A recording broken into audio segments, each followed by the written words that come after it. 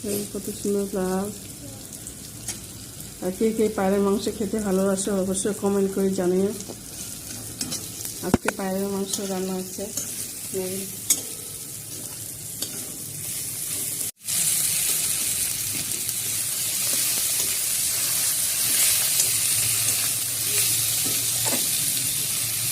একটা পায়রার মাংস,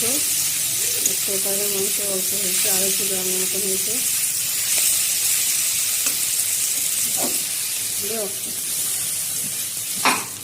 এখন জল দিচ্ছি,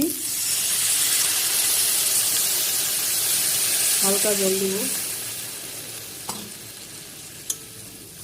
কমেন্ট করে জানিও কে কে পায়রার মাংস খেতে ভালোবাসো, অবশ্যই কমেন্ট করো।